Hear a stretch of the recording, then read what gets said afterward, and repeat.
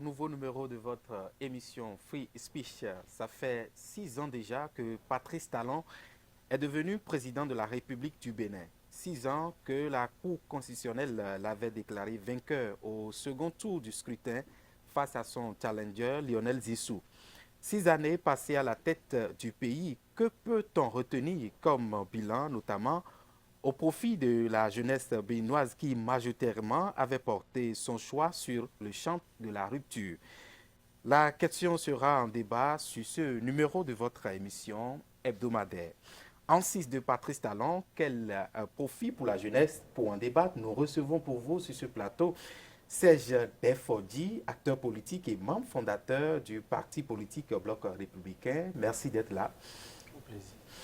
Alphonse Moïse Soudé à votre côté, analyste politique et observateur de la vie sociopolitique du Bénin. Alphonse, bienvenue et merci d'avoir accepté mon invitation. C'est moi qui vous remercie.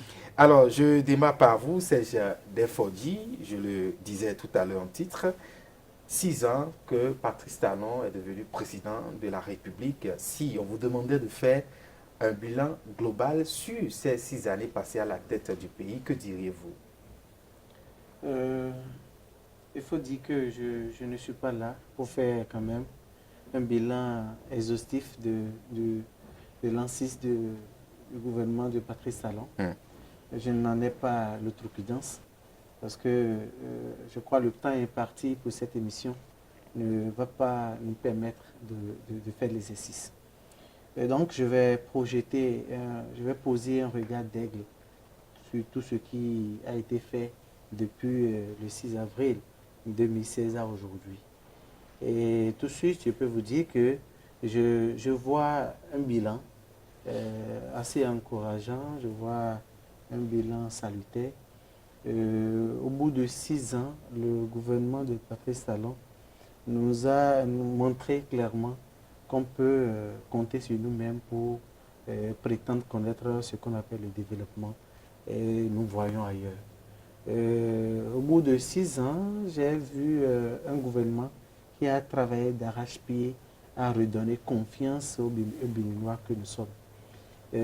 J'avoue que tout n'est pas rose, tout n'est pas parfait, mais au regard de tout ce qui a été fait, et si je prends par exemple l'exemple de toutes les crises qu'on a traversées au Bénin, et pourtant on est resté debout, et on continue par quand même vivre d'une manière ou d'une autre. Je crois que c'est énorme, à savoir par exemple la pandémie du coronavirus, la fermeture de frontières avec les voisins. Avant, on nous disait que si l'un des voisins fermait Appelez les choses par leur nom. Vous voulez parler par exemple du Nigeria. Par exemple, fermait ses frontières avec le Bénin pendant une semaine, qu'on ne pourra plus manger, on ne pourra plus vivre. Mais grâce au gouvernement, grâce au management du gouvernement en place, on a traversé cela, on a fait près d'1 an. C'est énorme en fait, c'est énorme. Et donc on regarde tout cela pour un regard global sur les 6 ans, nous pouvons dire bravo tout simplement. Alphonse Moïse Soudé, c'est vrai qu'en 2016, la majorité qui avait porté son choix sur Patrice Talon, on parlait beaucoup plus de la jeunesse béninoise qui attendait Patrice Talon sur plusieurs chantiers. Est-ce qu'aujourd'hui, cette jeunesse peut se dire fière d'avoir porté un bon choix sur le président Patrice Talon? Non, je dirais, en 6 ans d'exercice du pouvoir, on a ouvert beaucoup de chantiers. Nous avons des stades en construction, nous avons des routes en construction, nous avons des marchés en construction. Mais au même moment, on a précarisé l'emploi, nous avons davantage faim, il faut dire les choses clairement. Et le chef de l'État, quand il venait en 2016, il a dit, le chef de l'État, Boni Yahi, a mobilisé 1200 milliards pour faire les routes. Et il a dénoncé le fait qu'on ait mis suffisamment d'argent dans les routes. Le fait qu'on n'a pas pensé beaucoup au côté social. Qu'on aurait pu prendre le tiers de cette fortune-là pour penser au côté social. Bon, je crois que c'est bis repetita. Nous avons la même chose. Nous avons les infrastructures. On veut doter le Bénin d'infrastructures parce que le développement passe par la réalisation des infrastructures. Mais au même moment, ceux qui doivent emprunter ces voies-là, s'ils ne mangent pas, parce qu'on nous a demandé de serrer la ceinture, pour le premier mandat on l'a fait, tout le monde a consenti à des sacrifices, mais malheureusement, maintenant, ça continue. Mais par rapport à la jeunesse, hein, écoutez, beaucoup ont perdu leurs emplois, ça il faut le reconnaître. Beaucoup d'entreprises ont fermé, beaucoup de sociétés privées ont été obligées de déposer le bilan parce que n'obtenant plus de marché, ils ne peuvent pas continuer par officier. Et au même moment, la loi sur l'embauche a désormais précarisé l'emploi. Dès que je peux vous recruter lundi et pour je ne sais quel mercredi pour dire vous avez entre 3 et 9 mois de nomination et puis pour vous continuer. Donc ça pose problème qu'il y a des couples où des couples de jeunes qui se sont retrouvés à la maison parce qu'entre-temps, monsieur a perdu son emploi, par la suite, madame a perdu son emploi. Donc il y a qu'au niveau de la jeunesse, il y a une certaine anxiété, parce qu'on se dit, mais on s'est battu pour que Patrice Talon soit là pour le bonheur des jeunes. C'est une véritable désillusion de la jeunesse, c'est ça? Mais oui, je ne dirais pas désillusion, mais on tend vers la désillusion parce qu'il y a encore des gens qui nourrissent d'espoir pour dire qui espèrent que ça va changer. Demain, ça sera mieux. Bon, maintenant, le problème, c'est quoi? Ça fait mal quand vous avez étudié, vous avez un bac plus 5, et que vous êtes obligé d'être encore dans la maison de vos parents pour vivre au crochet de vos parents. Ça pose un problème. Donc les gens, avec l'avènement de Patrice Talon, qui vous souviennent que beaucoup ont combattu l'avènement des opérateurs économiques à la tête de l'État, mais on s'est dit que quelqu'un qui a le flair des affaires, quelqu'un qui sait dénicher, et comme il dit, je ne suis pas talentueux, mais j'ai le talent de dénicher les talentueux. Donc on s'est dit qu'avec le président Patrice Talon, les choses iraient très vite. Mais il a l'avantage d'avoir encore devant lui 4 ans pour réparer beaucoup de choses, pour permettre à la jeunesse, parce qu'aujourd'hui, il faut préparer la relève. La relève, c'est la jeunesse. Et pour que cette jeunesse-là puisse assumer ces nouvelles responsabilités, il faut déjà aujourd'hui les mettre à l'œuvre. Parce qu'il n'y a pas d'école où on acquiert l'expérience professionnelle. Quand on dit on veut recruter les gens, on dit 2 ans d'expérience professionnelle. Donc, est-ce qu'il y a une école dans le monde entier où on acquiert l'expérience? Donc, il faut commencer par responsabiliser les jeunes parce que j'ai l'impression que ceux qui sont là ne veulent pas partir. Donc, il va falloir que la jeunesse engage une révolution pour balayer la vieille classe. Parce que cette vieille classe-là continue de constituer un goulot d'étranglement pour la jeunesse. Ce n'est pas qu'au niveau de la jeunesse, il n'y a pas de compétences. Il y a des compétences. Mais ceux qui sont là n'ont pas fini de manger, n'ont pas fini de se faire plaisir avant de céder la place à la jeunesse. Serge, tout à l'heure, Alphonse a évoqué surtout le secteur de l'emploi des jeunes. Parce qu'on attendait beaucoup plus Patrice Talon à ce niveau-là. Mais à l'arrivée, est-ce que vous pouvez dire que le gouvernement a vraiment fait d'efforts par rapport à ça ou vous partagez les mêmes avis que Alphonse Moïse Soudé? Non, pas du tout. Je ne partage pas du tout les mêmes avis que mon ami. Vous pensez que la jeunesse est sauvée aujourd'hui en matière d'emploi? Je ne parlerai pas aussi en ces termes. Permettez-moi d'avoir mes propres opinions par rapport au sujet. Et je peux dire que, sans avoir beaucoup de raisons de me tromper, que nous avons un gouvernement assez réaliste par rapport aux problématiques. La problématique de l'emploi n'est pas un truc qu'on peut analyser avec légèreté. Il faut prendre toutes les conditions, il faut analyser avec toutes les données à disposition. Donc c'est un gouvernement qui est venu et qui a été très réaliste et qui pose des bases d'un avenir meilleur pour les jeunes et pour les générations. Avec la loi d'embauche, par exemple? Avec la loi d'embauche, par exemple, c'est une loi. Si je dois donner l'avis personnel par rapport à ça, si j'étais député, je crois que je ne donnerais pas caution à une pareille loi. Il faut le reconnaître. Mais tout de même, il faut comprendre que le réalisme du gouvernement a été d'amener les gens à ne plus courir après l'emploi, mais de chercher à s'auto-employer. Et donc, lorsqu'on est dans cette dynamique-là, on ne saurait garder des emplois budgétivores qui ne servent pas à l'État, on va dire parce qu'on veut donner du boulot aux gens, il faut les recruter, ça n'a pas de sens. Est-ce qu'on est d'accord? Mais quand vous dites l'État recrute, pendant longtemps, on a montré à nos jeunes, même lorsqu'on est sur les bancs, on nous disait que voilà, si tu travailles bien, tu seras docteur, tu seras assis. Autrement dit, tu seras recruté dans la fonction publique. Et jusqu'à présent, les gens continuent de végéter dans cette mauvaise foi en continuant pas à dire aux enfants voilà, que l'État recrute ou bien l'État a la capacité de recruter tout le monde. Le réalisme du gouvernement vient montrer aux Béninois que l'État ne peut pas recruter tout le monde. C'est clair.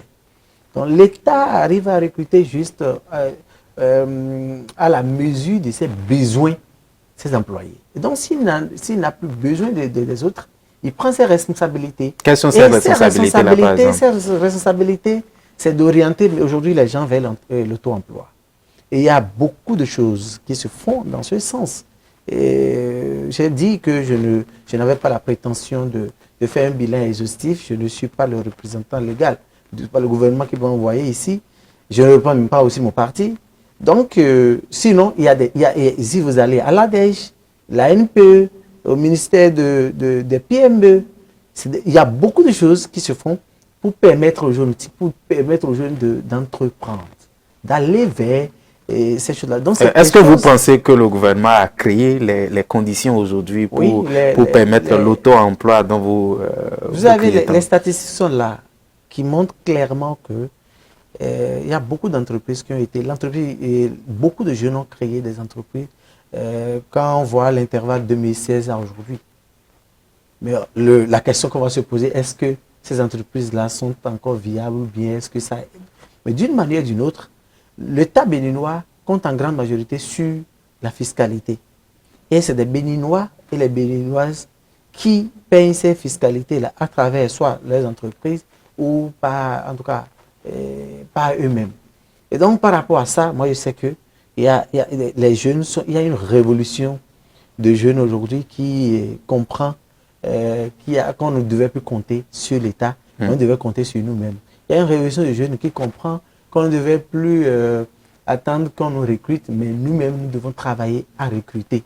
Il y a une révolution de jeunes qui comprend qu'un gouvernement n'a pas pour objectif de travailler pour le présent, mais a beaucoup plus d'objectifs, bon oui, faciliter le présent, mais beaucoup plus travailler pour le futur. C'est en cela qu'on parle de projet. Projet qui est le diminutif de la projection. C'est une projection. Et donc le gouvernement, le président Patrice Talon l'avait dit clairement lors d'une émission télévisée, voilà, que lui travaille beaucoup pour les jeunes et les générations à venir, mais pas pour sa génération. Et c'est ce que ça devait être. Vous, votre papa, a travaillé pour vous, d'une manière ou d'une autre. Il s'est battu pour vous donner certaines conditions. Vous allez vous battre, peut-être pour aider un peu vos frères. Mais il faut parler de l'instant présent. Il faut parler de l'instant présent. C'est pour ça que je parle de réalisme. Cela ne veut pas dire que rien ne se fait, quand même, pour l'instant présent. L'instant présent, quoi qu'on dise, nous n'avons pas encore connu la famine.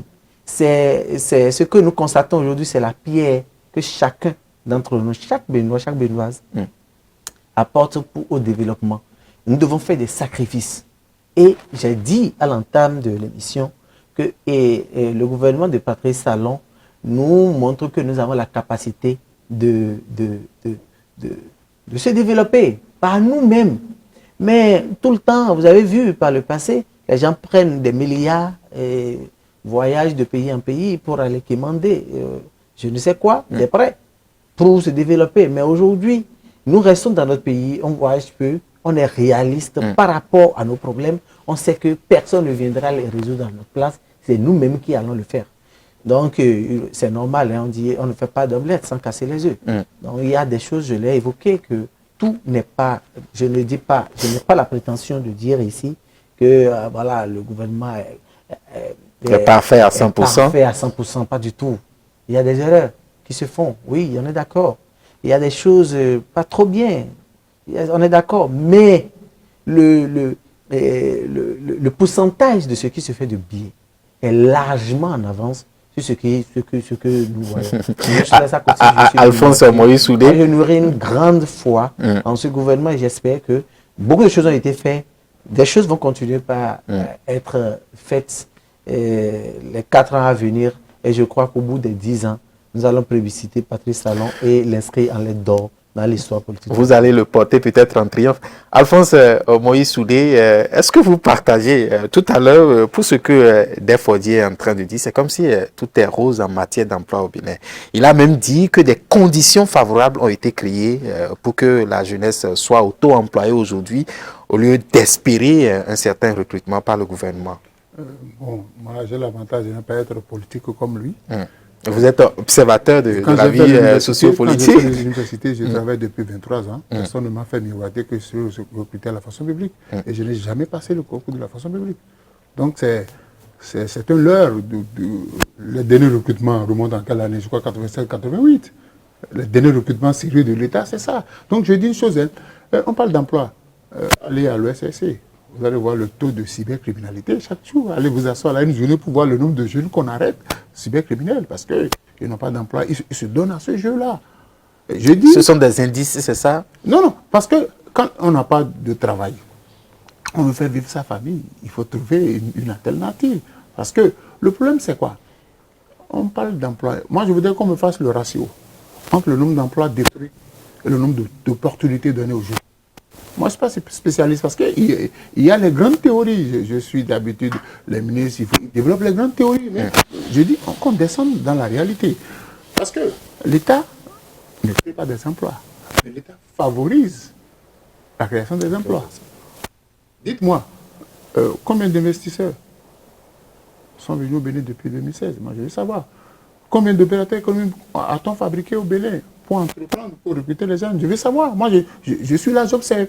Peut-être que je suis aveugle, je ne vois pas, parce que c'est ça la réalité.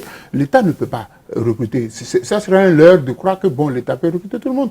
Prenez le cas seulement des écoles. L'État n'arrive même pas à recruter correctement les enseignants. Ouais, donc, même, je parle même des élèves. L'État ne veut pas caser tous les élèves. Donc, on donne la possibilité à des privés de créer des écoles. Ça, c'est des opportunités qu'on doit donner. Moi, je dis, je ne demande pas à l'État de recruter, mais je demande à l'État de donner l'opportunité à des Béninois d'entreprendre. Parce que les startups, une, deux, trois personnes qui mais on nous a quand même donné des chiffres. Hein, mais c'est quoi? Des chiffres où moi, je ne voudrais pas. De telle année à telle année, on a créé 2000 emplois et autres. Je suis d'accord. J'ai déjà entendu ce slogan-là sur MPP, celui que j'appelle témoignage. On a développé des théories sur l'emploi. Mais quand vous descendez sur le terrain, qu'est-ce que ça donne? Je suis d'accord qu'on vienne à la télé exposer les théories, ça c'est normal, ça c'est pour l'image du pays. Mais quand vous descendez sur le terrain, ça donne quoi en matière d'emploi? Ça donne quoi en matière d'emploi? Parce que, qu'on fasse le ratio. Si on me dit, bon, voilà le nombre d'emplois, parce qu'il y a les start-up, les jeunes qui créent, d'accord, est-ce que ça nourrit son homme? Parce qu'une chose est d'entreprendre. Allez voir le nombre de sociétés, le nombre d'entreprises que les gens créent chaque fois sur la plateforme. Mais est-ce que ces entreprises-là opèrent réellement sur le terrain? Est-ce que ces entreprises sont vraiment viables? Est-ce que ces entreprises sont viables? C'est pourquoi j'ai dit il faut voir les choses autrement. C'est vrai que si la jeunesse, si une grande partie de la jeunesse n'a pas de travail, ça pose un problème de société. Ça pose un problème de société. J'ai vu le cas au Burkina Faso, j'ai vu dans d'autres pays parce que on en voit. C'est vrai qu'on est en train de revoir les curricula de formation pour que désormais, quand vous sortez de l'université, que vous soyez employable, même si personne ne vous recrute, que vous fassiez de l'auto-emploi. Mais même pour faire de l'auto-emploi, il faut encore avoir les moyens. Donc je dis, au niveau de l'emploi, dans les grandes théories, le Bénin est champion, mais dans la réalité du terrain. Parce que j'ai l'impression que les gens, parce que le Bénin s'arrête à Cotonou, ou bien s'arrête à Porto, à Parakou. Nous avons 77 communes.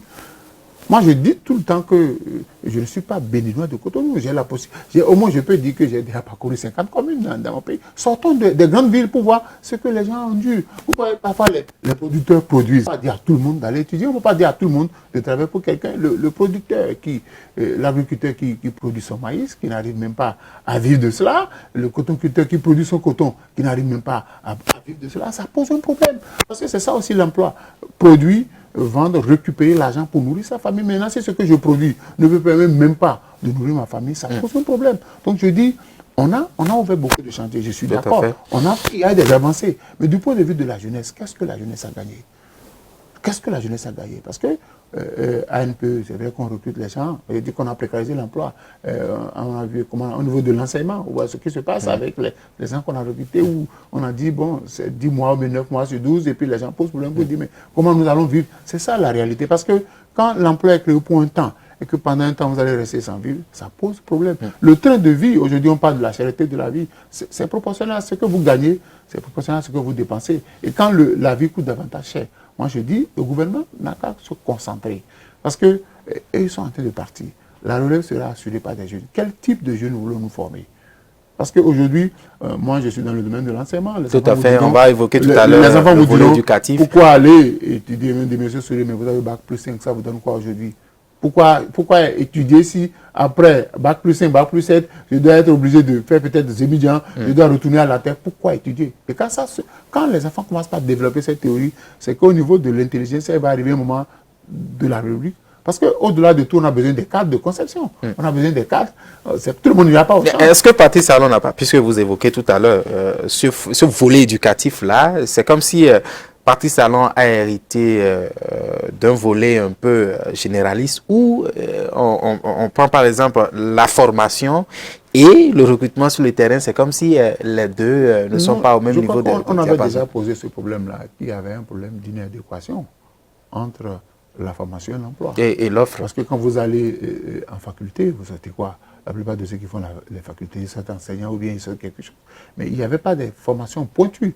Aujourd'hui, avec le développement de l'installation de LMD, vous avez la possibilité de faire des masters professionnels. Tout à fait. Et là, si personne ne vous recrute, vous pouvez travailler pour votre compte. Maintenant, pour travailler pour votre compte, il faudrait qu'on mette à votre disposition les moyens. Moi, je dis, l'État peut se concentrer. Parce que vous voyez, mon contradicteur, il parle en tant qu'homme politique. Et je le comprends. Mais tous les jeunes ne seront pas d'avis avec lui. Moi, j'en connais plein qui ont fini d'étudier. Vous allez voir aujourd'hui les Béninois qui ont l'opportunité d'aller étudier à l'extérieur. Quand ils finissent, ils ne rentrent plus. Ils ne rentrent plus. Regardez très bien. Nous, on a eu l'opportunité d'aller étudier à l'extérieur. On a dit, bon, on est patriote, on est rentré. Mais on a vu ce que ça donnait par la suite. Mais certains, quand ils finissent à l'extérieur, ils ne rentrent plus. Il y a des parents qui disent à leurs enfants, tu finis là-bas, tu restes là-bas. J'en connais même qui ont trouvé des opportunités d'emploi au pays. Leurs parents disent, vous ne rentrez pas, vous restez là-bas. Ça veut dire que ça pose un problème pour l'avenir. L'administration, elle est vieillissante. Donc, il faut renouveler l'administration. Maintenant, si nous n'avons pas suffisamment de cadres qui vont gérer, parce qu'au-delà de tout, on a besoin des cadres. On a forcément besoin des cadres. Tout le monde ne peut pas être opérateur économique. Tout le monde ne peut pas être entrepreneur personnel. Tout le monde ne peut pas être agriculteur. Donc, il faut des gens pour tenir la République. Donc, c'est le problème qui se pose. Il faut commencer par trouver des stratégies, parce qu'aujourd'hui, les gens, on a dit, bon, c'est un opérateur économique, tout le monde voulait entreprendre. Et voilà, on a constaté qu'il n'y avait pas beaucoup de débouchés. Il faut reboucher. Aujourd'hui, les gens se cherchent. Donc, il faut qu'on se concentre au niveau de la jeunesse. On se concentre sur la jeunesse. Parce que la jeunesse, si aujourd'hui, vous avez beaucoup de jeunes entrent dans la politique, pourquoi? Parce qu'ils disent que c'est un tremplin. Si je n'ai pas de boulot, je peux passer par la politique pour devenir riche. La preuve, avec toutes les lois mises en place contre la corruption, les gens n'ont jamais cessé de défiler devant la criette. Et là aussi, il y a beaucoup de jeunes qui défilent tous les jours devant la criette, qui vont en prison. Parce que, en dépit de tout, ils n'ont plus peur de toucher des deniers publics. Donc, il faut déjà former cette jeunesse-là pour donner la possibilité aux gens. Parce que s'ils n'ont pas d'emploi, si quelqu'un qui gagne pas beaucoup d'argent, vous voyez le dossier de Carlos Adorano, un jeune qui a eu la possibilité de gérer des milliards, vous avez la suite. Donc, il faut former les jeunes, il faut leur donner la possibilité, parce que quand ils sont restés longtemps en chômage et qu'un jour ils découvrent un emploi où l'argent passe, ils vont piquer ça. Il faut faire un travail sur la jeunesse, parce que la jeunesse, c'est le Bénin d'aujourd'hui et le Bénin de demain. Tout à fait. Se concentrer sur la jeunesse passe nécessairement par l'éducation. Les réformes aujourd'hui au niveau de l'éducation, est-ce que vous, en tant que des fois dit acteur politique, vous pensez que Patrice Talon a trouvé le bon chemin dans ce secteur-là? Les différentes réformes que nous avons, par exemple à l'université, au secondaire, où pratiquement les élèves ont trouvé, tous les élèves ont trouvé d'enseignants, au primaire également. Est-ce que vous pensez que les réformes aujourd'hui ont donné un plus à ce que nous souhaitons au niveau de la jeunesse béninoise? Avant de répondre à votre question, Ouais. je veux revenir rapidement sur l'un des propos de mon aîné pour dire que rien ne justifie la cybercriminalité dans laquelle végète une certaine trempe de jeunes. Ce n'est pas parce que je n'ai pas de boulot. Certes, on dit la loisiveté est mère de tous les vices, mais si ça veut dire que vous voulez justifier, si un enfant prend la direction, par exemple, de la délinquance, du vol, du braquage, on dirait que c'est parce qu'il n'a pas de boulot. Encore que lorsqu'on me dit qu'il n'y a pas de boulot, qu'on est en chômage, je me pose souvent plusieurs questions. Un jeune qui, même s'il a les diplômes et il décide de travailler, il a toujours de travail qu'il peut faire.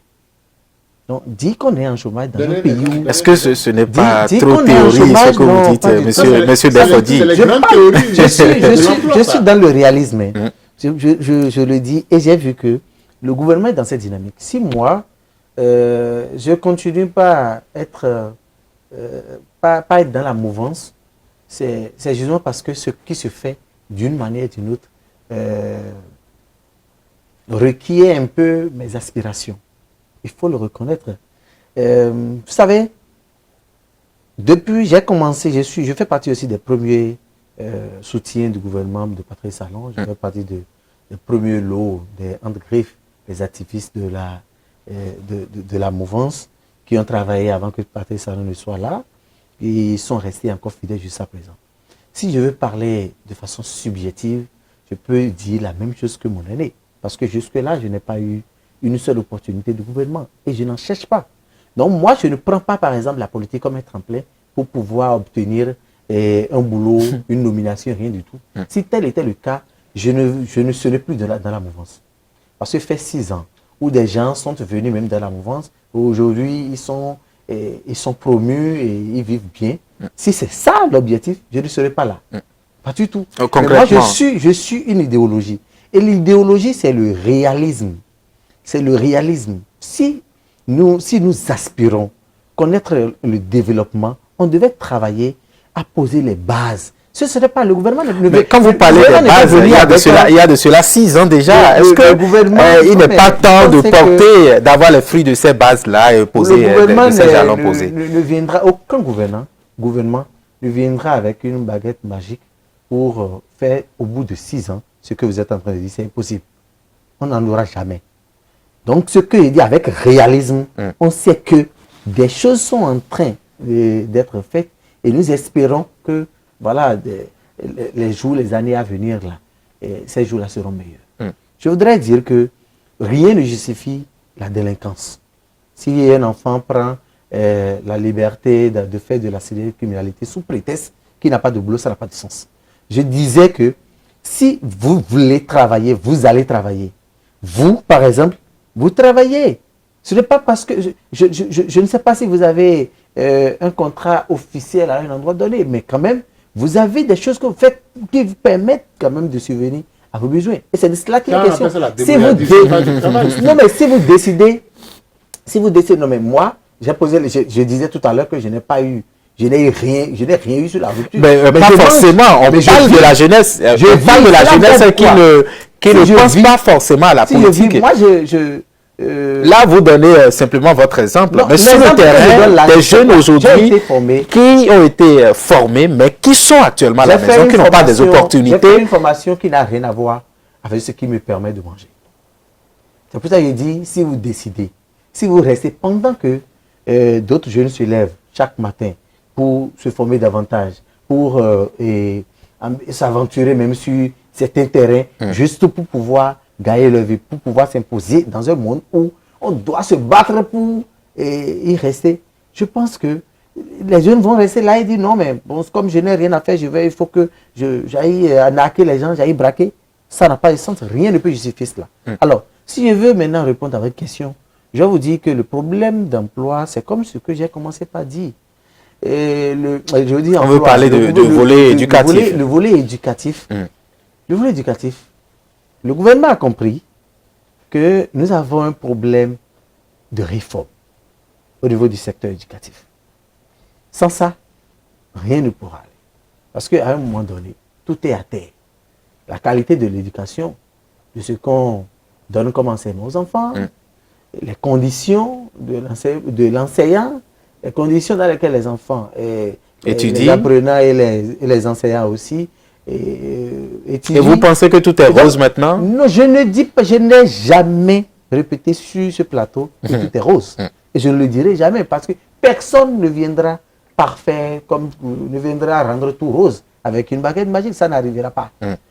C'est avec nos efforts collectifs qu'un jour nous allons espérer pouvoir, encore que est-ce que ça va exister, même dans les pays développés, qu'on cite par exemple. Tout n'est pas rose aussi là-bas, tout n'est pas rose là-bas. Mais quand on voit l'avancée, aujourd'hui, il y a des grèves perlées qui constituent de véritables freins pour l'enseignement au Bénin. Quoi qu'on dise, aucun gouvernement ne viendra restaurer le droit de grève qui donnait à tout vent des grèves tous azimuts dans notre pays. Ça n'arrivera plus. C'est déjà une avancée, c'est des réformes qui ont abouti à ça. Il y a aujourd'hui, et on permet, même si les gens critiquent l'aspirana, moi j'en ris. Et j'ai dit que je suis heureux d'avoir eu un père qui m'a raconté un peu l'histoire. Quand je jette un coup d'œil sur cette histoire, je me dis que c'est... Il y a toujours... Mais on ne peut pas comparer le temps de votre papa à ce temps actuellement. Encore qu'aujourd'hui, on parle de la cherté de la vie. On parlait des communautés. Tout à fait. Donc, c'est les dénominations qui changent. Sinon, il y a eu tout le temps ces systèmes-là. Donc, ils pensent tous les jours à réformer le truc, de sorte à permettre aux gens d'aller, voilà, d'abord d'étudier dans les meilleures conditions et de comprendre que désormais, là, même en étudiant, il faut apprendre aussi peut-être un métier pratique. Aujourd'hui, les réformes sont en train d'aller vers un endroit où on va même carrément supprimer certaines filiales à l'université, où tu demandes à un étudiant, à un frère qui te dit, bon, je suis en chômage, tu lui dis, très bien. Tu as eu quel diplôme? Il dit, oui, j'ai une licence en si. Tu lui dis, actuellement, là où tu es, tu sais faire quoi? Tu peux, plusieurs fois, les gens m'écrivent, bon voilà, trouve-moi des opportunités, je veux travailler avec toi. Je dis, mais qu'est-ce que tu sais faire? Dis-moi. Il ne peut pas répondre. Moi, je n'appelle pas ceux-là des chômeurs, pas du tout. Et donc, le gouvernement travaille aujourd'hui à leur montrer une autre voie. À leur dire que vous ne pouvez pas dire, dans un pays où la majorité des terres sont libres, où les gens ne font rien dessus, on peut travailler dedans. On montre que non, lorsqu'on va à l'école, on ne peut pas aller au champ. Le champ, c'est pour ceux qui ne vont pas à l'école. Lorsque vous montrez tout le temps aux gens que la couture, et la coiffure et autres, là, c'est réservé à ceux qui n'ont pas eu de chance dans les études, ça pose un problème. Mais vous allez voir, je suis sur les écrans aujourd'hui que vous vous intéressez à beaucoup de gens qui finissent les études et aller faire par exemple la couture. Parce qu'on va voir que ce sont des exemples à suivre. Il y a beaucoup de choses à faire. Et si les jeunes commencent pas à être conscients de l'enjeu, et chaque jeune dit, moi je prends l'engagement d'aller vers le taux emploi, d'ici à là, notre pays va connaître ce qu'on appelle le développement. Et c'est pour ça que je dis, et mon ami appelle ça la théorie, mais je dis les bases. Donc il y a des préalables avant qu'on aille vers le développement, et c'est clair. Le volet éducatif, Alphonse Souli. Avec le professeur Albert Théorie. J'ai entendu cette théorie avec le professeur Albert Théorie. Ça a donné quoi? C'est comme si c'est une répétition chaque fois. On a ramassé nos compatriotes quand on est allé déposer au Nigeria pour enseigner le français. Ça a donné quoi? Écoutez, j'enseigne, ça fait 23 ans. Aujourd'hui, pour être vacataire, dites-lui la masse horaire. Attention. Il faut vous renseigner sur la masse horaire qu'on donne aux AME. Il faut dire la masse horaire par rapport à ce qu'on les paye par rapport à la masse horaire. Il ne faut pas dire des choses comme ça. Il ne faut pas dire des choses comme ça. Moi, je dis, les enfants de la théorie. Mon contradicteur, ok, lui, il a appris quel métier? Vous êtes couturier, vous êtes tailleur, vous êtes coiffeur, vous avez appris autre chose par rapport à ce que vous demandez. Parce que vous faites la théorie, mais sur le terrain, ce n'est pas possible. Disons les choses clairement. Moi, je ne dis pas au gouvernement de recruter tout le monde. Mais donnez la possibilité, donnez les opportunités aux gens. Ce qui est si tout le monde ne peut pas faire de on dira qu'on a quand même donné des opportunités à ces AME, par exemple, qui entre-temps étaient payés sur l'heure, mais aujourd'hui ils sont recrutés et puis oui, le gouvernement... Je dis la masse horaire. Moi, avant de devenir permanent quelque part, j'ai fait la vacation. J'ai fait la vacation. Il y avait un quota horaire à ne pas dépasser. Aujourd'hui, vous êtes au-delà de 20 heures.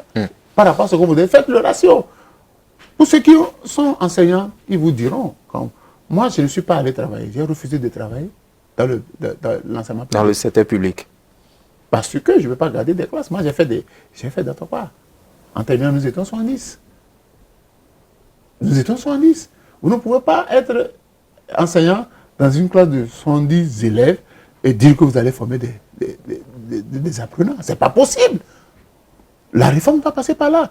Parce qu'aujourd'hui, j'ai lu la Constitution la dernière fois, l'État béninois doit apporter, par exemple, le soutien aux écoles privées. Tout à fait. Je n'en ai pas eu depuis. Je n'ai pas eu. S'il n'y a pas d'école privée, vous pensez que l'État peut absorber tous ceux qui veulent aller à l'école? Il y a des réalités. Si on veut faire des réformes, il y a des réalités. On ne peut pas continuer. Moi, j'ai étudié à Dakar. Nous étions 26. Les réformes ont quand même commencé. On a quand même commencé ces réformes. Quand vous allez aujourd'hui à l'université, quand vous allez à l'université, vous avez vu, beaucoup de parents n'envoient plus les enfants à Calavi. Les enfants préfèrent envoyer les enfants dans le privé, quitte à payer le prix. Parce que le public, ça appartient à nous tous. C'est là qu'il faut faire les réformes. Mais continuez pas à avoir des classes à effectifs pléthoriques. C'est pas bon d'abord pour l'enseignant. On fait avec nos moyens de bord. Mais on ne peut pas se comparer, par exemple, à la France, aux États-Unis. Je ne compare le Bénin à personne. Mais je dis, si nous voulons avoir un enseignement de qualité, il faut commencer par là. Parce que les réformes, il faut d'abord décongestionner les classes. Il faut mettre les moyens là. Aujourd'hui, quand on a dit qu'il n'y a plus de grève dans le public, beaucoup de parents avaient enlevé leurs enfants du privé pour le public. Tout à fait. Mais l'année qui a suivi, beaucoup de parents encore ont ramené leurs enfants dans le privé. Pourquoi? Est-ce que vous avez une raison par rapport à ça? Parce que c'est à cause des effectifs pléthoriques là-bas. Vous savez, il y a des parents, ils disent, bon, 30-35. Si vous êtes enseignant, vous allez voir que des parents, pour inscrire leurs enfants dans certaines écoles, ils demandent à peu près l'effectif que vous avez dans les classes. Si ça dépasse 40... Mais le résultat final, ce sont ces résultats qu'on observe à la fin de l'année. Moi, je suis enseignant. Des examens. Et l'année passée, par exemple, le Bénin a connu un record, par exemple, au niveau du bac, où on a dépassé même 50%. Un record vieille de 50 ans. Chers confrères, c'est dire que quelque part, le début de ces réformes-là, c'est vrai que marché. C'est vrai qu'avec l'arrêt des grèves, aujourd'hui, on ne peut pas, les enfants vont à l'école. Tout à fait. Mais quand vous faites aujourd'hui, vous allez pour les résultats. 15% des résultats sont donnés par les privés. Je mets quiconque défie de me dire le contraire. Les meilleurs résultats sont donnés par les privés. Ça veut dire qu'au niveau de l'État, et si vous allez à la correction, on le dénonce tous. On dit là où l'État met suffisamment d'argent, ça ne donne pas. Pourquoi ça ne donne pas? Ça veut dire qu'il faut que ça soit des réformes ciblées. Moi, je dis les réformes à tout vent, on n'en veut pas. Il faut des réformes ciblées. Il faut d'abord commencer par construire des salles de classe pour réduire les effectifs. Moi, j'ai fait tout le temps le public, hein. Mais j'ai dit, mes enfants ne feront pas le public. Parce que je sais ce que j'ai enduré en ce temps-là, dans les années 90. Nous étions déjà 110 dans les classes de terminale. Donc, il faut que l'État se donne une ligne de conduite. Moi, je n'aime pas les théories. J'ai mon frère aîné qui a travaillé avec la Banque mondiale. Quand tout le temps je suis avec lui, il parle des théories, je lis les théories. Mais sur le terrain, c'est la réalité du terrain. La réalité du terrain. Il faut mieux traiter. Vous savez, aujourd'hui, tous les parents traitent les enseignants comme les mal lotis de la République. Nos compatriotes n'ont aucun respect pour les enseignants. Disons les choses clairement. On dit que on pense que l'enseignant c'est... Mais aucun enseignant ne peut se lever aujourd'hui qui n'a pas reçu son salaire. Mais par le passé, non, je ne parle pas. On criait. Aujourd'hui, est-ce que les conditions ne sont pas bonnes aujourd'hui pour les enseignants? Je n'ai pas évoqué le salaire. Ça fait partie du travail des conditions. Abattu par rapport à ce qu'on gagne. C'est ce que je dis. Le travail abattu par rapport à ce qu'on gagne. C'est ce que je dis. Vous pensez que l'enseignant travaille plus qu'il gagne? Oui, il travaille plus qu'il ne gagne. Ça, c'est une réalité. Ouais, vous êtes dans une classe de 70, vous faites 2 interrogations, ça vous fait 140. Vous n'avez pas une seule classe. Vous en avez des classes à plusieurs effectifs comme ça. Et ça arrive parfois que l'enseignant, tout fatigué, il ne corrige plus correctement les copies. Ce n'est pas un secret que je livre. On sait de quoi on parle. Donc je dis, il faut revoir ça là. Parce que dans un pays, il y a 2 secteurs importants. Le secteur de l'éducation et le secteur de la santé. C'est des secteurs qu'il faut réformer. Je suis d'accord pour les réformes, mais il faut que les réformes soient ciblées. Parce que si les réformes ne sont pas ciblées, on va se retrouver dans 10 ans, on va constater que tout le monde fait de l'auto-emploi, mais il n'y a plus personne pour gérer les structures de l'État. Parce que quand on emploie, tout le monde a fait de l'auto-emploi, ça veut dire quoi? L'État va-t-il disparaître? L'administration publique va-t-elle disparaître? C'est ça aussi.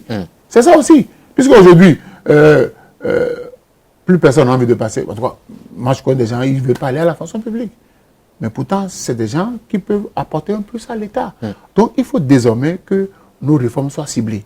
Parce qu'à un moment donné, quand tout le monde va... Quand, par exemple, quelqu'un va dire, dans l'auto-emploi, ça marche. Parce qu'on a un défaut au Bénin ici. Quand un secteur marche, tout le monde coupe ce secteur-là et abandonne les autres secteurs. Et ça fait en sorte que beaucoup de secteurs sont dans l'agonie. Ce n'est pas comme ça. Il faut rationaliser. Tous les secteurs ont besoin d'être développés. Tous les secteurs ont besoin d'être développés. Le secteur du transport, le secteur de la santé, tous les secteurs ont besoin de... Donc, il ne faut pas prioriser des secteurs.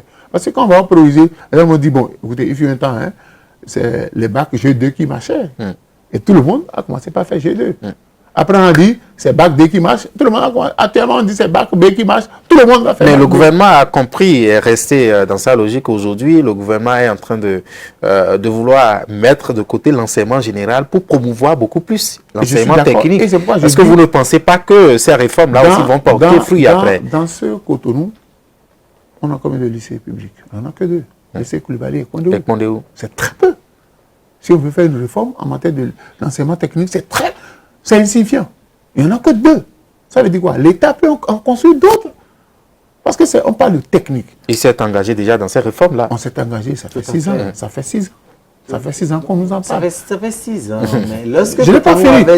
Non, écoutez, vous savez, moi, le train qui vient à l'heure n'intéresse personne. Parce que le train a pour vocation de venir à l'heure. C'est quand le train vient en retard que ça pose problème. Il faut quand même encourager. Je dis, parfois, en matière de lycée technique, oui. À Cotonou, qui est la Fétine du Bénin, il n'y a que 2. Et depuis, il n'y a que 2. Cotonou, c'est la ville. Et puis, il faut promouvoir également d'autres milieux aujourd'hui pour ne pas laisser en rade d'autres localités, par exemple. Quand vous demandez aux enfants d'aller faire l'enseignement technique, il y a combien d'écoles privées techniques à Cotonou? Moi, je suis d'accord. Et quand le ministre, il y a une équipe du ministère de l'enseignement secondaire qui a fait la tournée dans les écoles pour encourager les écoles privées à créer cuisine, école. Mais les écoles privées n'ont pas les moyens de créer ça. Donc, il faut que l'État les accompagne. Il faut que l'État fasse son travail. C'est le travail régalien de l'État. Donc, si l'État commence, vous allez voir comment. Parce que créer l'enseignement technique, ça coûte cher. Parce qu'il faut le matériel. Tout à fait. Il faut tout le matériel. Si vous devez créer une école de maçonnerie, il faut le matériel. Allez au lycée pour voir. Si vous voulez faire de la menuiserie, moi, je suis d'accord qu'on oriente les gens vers l'enseignement technique. Mais il faut y mettre le prix. Il faut y aller. Parce que, au-delà des 2 lycées, on aurait pu quand même commencer, on peut dire, puis entamer la construction d'autres lycées à Cotonou. Ou bien, dans les grandes villes, j'ai dit souvent, nous avons 77 communes. On peut déjà, dans chaque commune, commencer par encourager les gens pour dire désormais, après le CEP, orienter les enfants vers l'électricité, la maçonnerie, la menuiserie, plus d'enseignement général. Parce que quand vous faites l'enseignement général, vous finissez quoi? Vous finissez enseignant, ou bien alphabétiseur, ou bien vous travaillez dans les mairies, vous êtes là, coller les timbres, je ne sais quoi. Donc, il faut déjà que dans nos communes, on construise ces lycées-là. Tout à fait, vous avez raison quelque part. Serge Deffordy, nous allons quitter le volet éducatif parce que le temps est parti raisonnement vers la fin. Nous avons encore pratiquement 10 minutes là. Or, nous avons d'autres secteurs à évoquer, notamment le secteur sur la liberté d'expression. Aujourd'hui, vous pensez que le Bénin fait office de bonne école en matière de liberté d'expression? Office de bonne école. Est-ce qu'on peut citer le Bénin comme exemple en matière de... pas l'ombre d'un doute.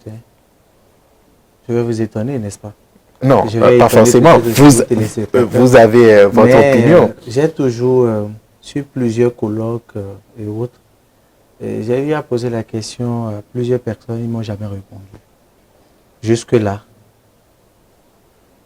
est-ce que quelqu'un peut dire à la fin du monde que c'est parce qu'il a évoqué que Patrice Talon, que le bilan de Patrice Talon est, comment je vais dire, est mauvais, mauvais et qui a été pris? Il a été sanctionné? Jamais. Vous n'allez jamais, je n'ai pas encore vu quelqu'un qui a, parce qu'il a donné son opinion par rapport à un fait politique ou de société, et on est allé le chercher, jamais. Je cherche juste un seul exemple, et je n'ai pas encore trouvé l'exemple. Je pense peut-être que mon aîné va essayer de nous trouver un seul exemple. Et donc jusque-là, ceux-là que les gens prennent comme exemple... Vous pensez qu'en prison aujourd'hui, certains ne sont pas en prison aujourd'hui à cause de leur manière d'opiner? Un seul exemple. Il n'y en aura pas. On dit la liberté d'expression ne voudra pas dire mentir sur le compte de l'autre. C'est une erreur. Il faudra qu'on fasse nettement le distinguo pour que les gens comprennent que mentir sur le compte de l'autre ne veut pas dire que tu as la liberté d'expression. Parce qu'on dit, votre liberté s'arrête là où celle des autres commence. Je n'ai aucun droit, au nom de quelle liberté, j'irais dire, par exemple, sur mon réseau social, par exemple WhatsApp ou Facebook, que voilà, Louis est un violeur. Au nom de quelle liberté? Donc, tous ceux qui ont été, d'une manière ou d'une autre, interpellés, c'est pour justifier ce qu'ils auraient écrit ou ce qu'ils auraient dit. Vous ne pouvez pas vous permettre de jeter, c'est pas de discrédit, c'est pas, quelqu'un n'a jamais dit le gouvernement là est dans le faux, et on l'a pris. Mais lorsque vous dites clairement que Patrice Talon a loué un véhicule à lui-même à tel montant, et on vous appelle, on vous dit, venez nous dire comment, venez nous sortir les preuves de ce que vous avez de vos allégations. Ce n'est pas encore la restriction de la liberté. La loi sur, comment on appelle, sur le numérique, là, où on pense que cette loi est venue restreindre aucunement. Les réseaux sociaux se présentent aujourd'hui comme un autre monde. Et il faille amener des règles, des lois, une législation pour organiser ce monde-là. Et on a compris qu'il y a beaucoup de dérives sur ces réseaux sociaux-là.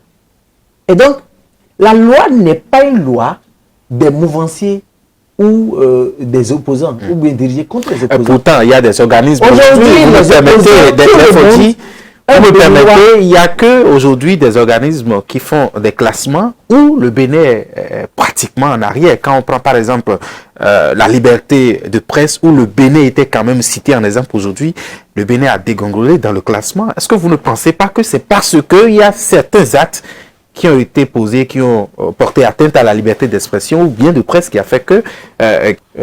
J'ai souvent l'habitude de le dire sur les médias, je vais le répéter encore ici. Quoi? Ces organismes dont vous parlez sont des instruments des grandes puissances vous êtes sûr? Pour faire pression sur les petites nations, si on peut le dire. Et pourtant, parmi, il y a quand même ces organismes, d'autres qui citent le Bénin à l'exemple dans d'autres secteurs, que le gouvernement prend en compte. Nous sommes des Béninois, vous êtes journaliste, non? Oui. Donnez-moi un exemple de ce que je vais dire. Non, c'est moi je pose la question. C'est pas vous qui posez la question. Nous avons vu des gens qui, de loin, sur une actualité, parce qu'on aurait dit que le journaliste a été pris pour des choses qu'il aurait mis sur la toile ou bien sur les réseaux sociaux. On pense que là, c'est la régression de la liberté. Moi, je dis, mais ça n'a pas de sens. Donc, moi, souvent, je laisse ça là de côté. Et je veux qu'on parle entre Béninois. Si vous voulez me convaincre, donnez-moi un seul exemple. Dans tous les cas, la personne a dit certaines choses et on l'interpelle pour lui dire, bon, dites-nous, apportez-nous les preuves de ce que vous avez dit. Alphonse, c'est le béaba qu'on apprend dans le journalisme. Oui, tout à fait. Alphonse Moïsoudé, sur la question. Il parle de ce qu'il n'a pas vécu. Moi, je parle de ce que j'ai vécu. Soleil fait. J'ai travaillé à Soleil fait. Là, on ne nous a jamais épinglé pour faute professionnelle. Attention. J'ai passé toute une journée à l'OSSC. Il n'a pas fait cette expérience. Pour ce que je n'ai pas écrit, pour ce que je n'ai pas dit. Attention. Il faut parler de ce que vous avez vécu. Quelqu'un d'autre a publié quelque chose et que c'est moi qu'on arrête pour que j'aille justifier ce qu'il a écrit alors que je n'ai même pas lu. Attention, ne dites pas ce que vous n'avez pas vécu. Ne dites pas ça. J'ai frôlé la prison. Attention, ne dites pas des choses comme ça. Ne dites pas ça. Vous allez exposer peut-être les faits, on va voir. Parce que je suis administrateur d'un groupe. Une information que quelqu'un publie que je n'ai même pas lu. Heureusement que je n'ai pas lu. On a pris mon téléphone, on s'est rendu compte que non seulement je n'ai pas lu, non seulement je n'ai pas téléchargé, mais on m'a gardé plus de 5 heures de temps. On a pris mon téléphone. Cela voudra dire qu'il y a attention, ne dites pas ce que vous ne dites, vous ne savez pas. Quand on a pris mon téléphone, on a fouillé dans tout mon téléphone. On m'a dit, monsieur, donnez le téléphone. Je n'ai pas hésité, j'ai laissé le téléphone. Bras croisés. J'ai laissé, on a fouillé parce que je ne reprochais rien. Mais j'ai perdu plus de 5 heures de temps assis devant des policiers. C'est finalement qu'on m'a dit pourquoi on a pris mon téléphone. Ne dites pas des choses comme ça quand vous n'avez pas vécu ça. Quand on vous convoque à 10 heures, on vous garde jusqu'à 18 heures. Cela voudra dire en un mot, au niveau de la liberté d'expression. Je dis une chose, moi je ne parle pas de ce que je n'ai pas vécu. Moi je parle de ce que j'ai vécu. Depuis 2019, quand on a fermé Soleil fait, écoutez, paix à son âme, j'ai un collègue commentaire, j'ai dit qu'il n'a plus trouvé de boulot. Beaucoup n'ont plus trouvé de boulot. Parce qu'on reproche à cette radio-là de faire dans de la contradiction. On ne nous a pas... Est-ce que ça ne relève pas du côté politique? Mais je ne sais pas, je ne vais pas savoir. Mais je constate que dans un pays, quand on ferme une radio, quand on ferme une télévision, on prend ça comme recul. Tout à l'heure, vous savez, il a dit quelque chose qui m'a surpris. Il parle de rapport de ces organismes pour faire pression. Attention! Mais quand les rapports sont favorables au gouvernement, écoutez, les chambres de la rupture, ils montent au créneau. Puisque j'ai fait débat plusieurs avec eux, il y a des rapports sur lesquels on en parle tout le temps. Mais quand un seul rapport est défavorable, on trouve que c'est l'impérialisme qui utilise. Donc je dis, moi aujourd'hui, quand on a la loi sur les numériques, vous allez voir que beaucoup de personnes ont quitté carrément les réseaux sociaux. Moi, je parle de ce que je sais. Et vous le savez très bien. J'ai été déclaré persona non grata sur un certain nombre de télévisions et de radios dans ce pays-là. J'ai été persona non grata et je vous ai dit la dernière fois, quand l'ORTV m'a appelé, attention, quand l'ORTV m'a appelé pour que j'intervienne, j'ai demandé aux confrères, vous êtes sûr que c'est moi que vous appelez? Parce qu'il faut dire des choses, quand on n'avait pas vécu, c'est vraiment... Quand on dit prison, c'est pas forcément qu'on est allé vous déposer à Misrité, ou bien qu'on est allé vous déposer à, comment on appelle, à Bricon, je ne sais où. Oui. Mais quand on vous empêche de dire ce que vous pensez, c'est la pire des prisons. D'accord. Merci Alphonse Moïse-Soudé. Malheureusement, pour nous, on va s'arrêter là, puisque les 52 minutes, ça passe très vite. Mais nous allons encore vous inviter prochainement ou continuer, puisque nous sommes dans le mois d'avril, c'est le mois de Patrice Talon, pour évoquer d'autres secteurs, notamment le secteur politique, et revenir également sur la liberté d'expression, la liberté de presse, parce que ce sont des sentiers vastes sur lesquels on devrait beaucoup opiner. Chers invités, merci à vous et on se retrouve très prochainement pour un autre numéro de Free Speech. Chers téléspectateurs, c'est la fin de cette émission. On se retrouve très prochainement pour un autre numéro de Free Speech. À bientôt.